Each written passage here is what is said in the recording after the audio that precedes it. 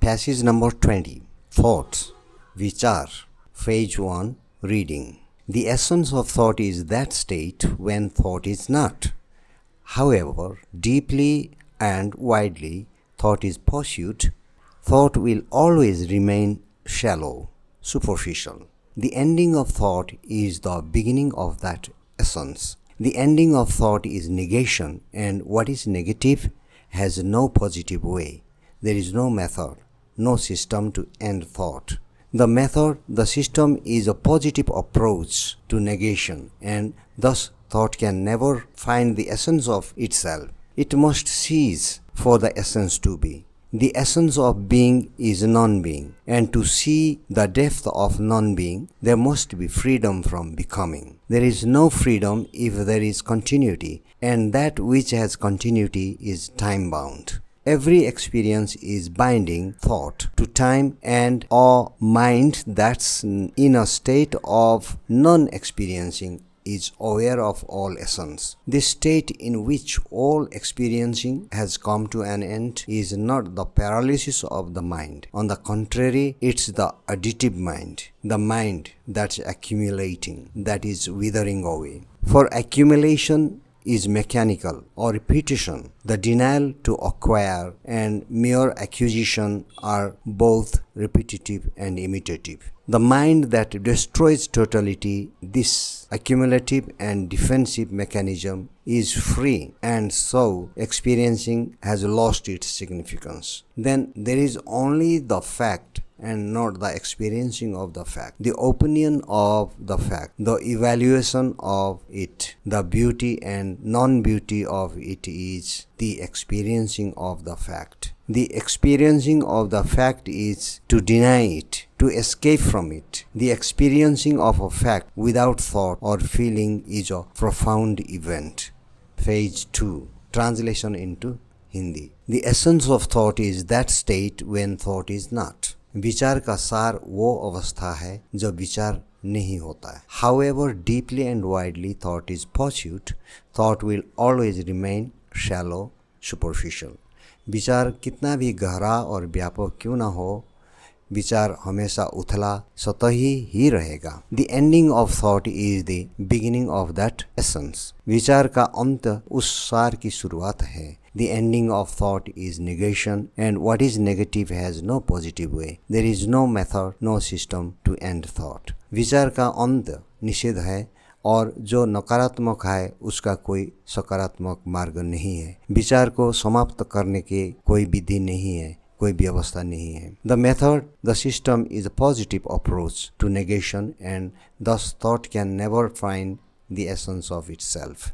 पद्धति प्रणाली निषेध के लिए एक सकारात्मक दृष्टिकोण है, और इस प्रकार विचार कभी भी स्वयं का सार नहीं खोज सकता है. It must cease for the essence to be. सार होने के लिए, सार को अस्तित्व में आने के लिए इसे समाप्त होना चाहिए. The essence of being is non-being, and to see the depth of non-being, there must be freedom from becoming. होने का सार गैर अस्तित्व है, और गैर अस्तित्व की गहराई को देखने के लिए बनने अर्थात बिकमिंग से मुक्ति होनी चाहिए. There is no freedom if there is continuity, and that which has continuity is time bound. निरंतरता है तो स्वतंत्रता नहीं है, और जिसमें निरंतरता है वो समयबद्ध है. Every experience is binding thought to time, and a mind that's in a state of non-experiencing is aware of all essence. हर अनुभव विचार को समय से बंधता है, और एक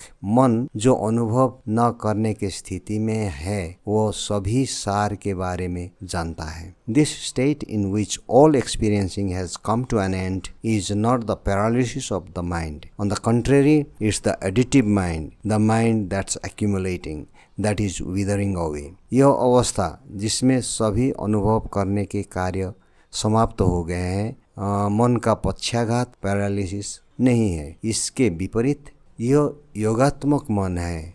यह मन जो संग्रह करता है, जो मुरझा रहा है.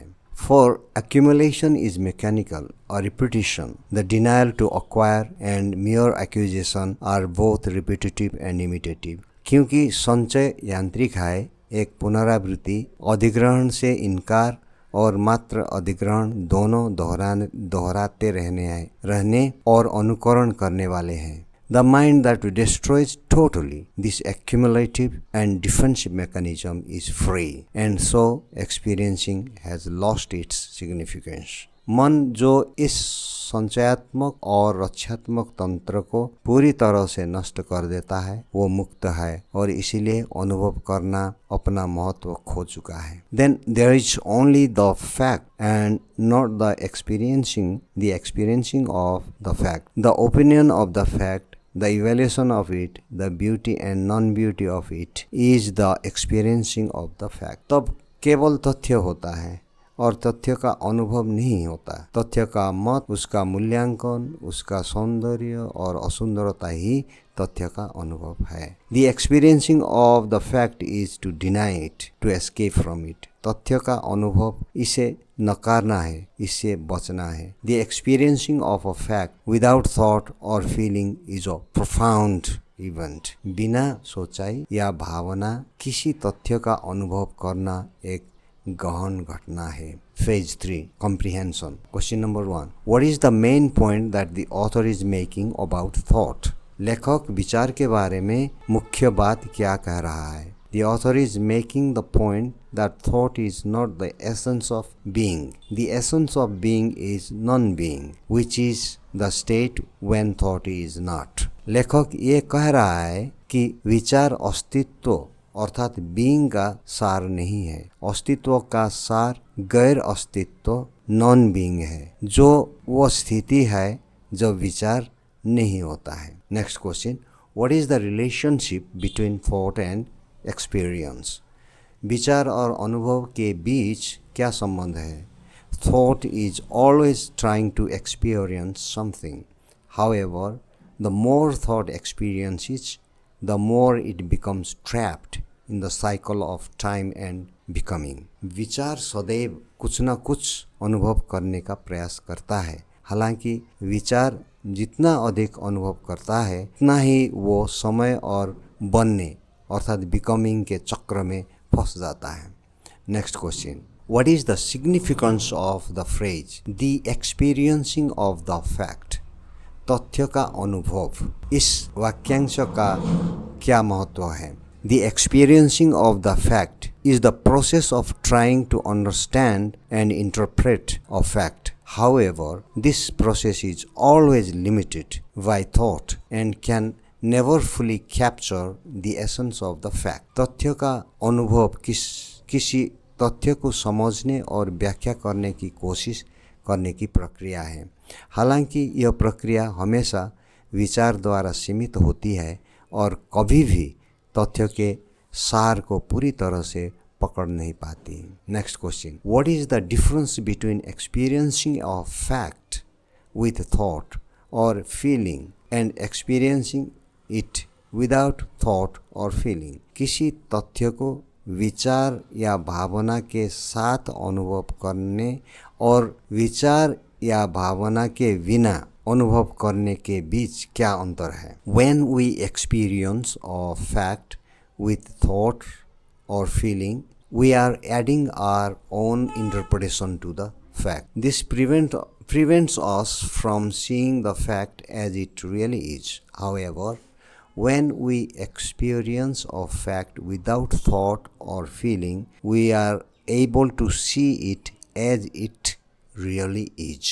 जब हम किसी तथ्य को विचार या भावना के साथ अनुभव करते हैं तो हम उस तथ्य में अपनी व्याख्या जोड़ रहे होते हैं. यह हमें तथ्य को उस रूप में देखने से रोकता है जैसा वो वास्तव में है. हालांकि जब हम किसी तथ्य को बिना विचार या भावना के अनुभव करते हैं तो हम उसे वैसे ही देख पाते हैं जैसे वो वास्तव में है. Next question.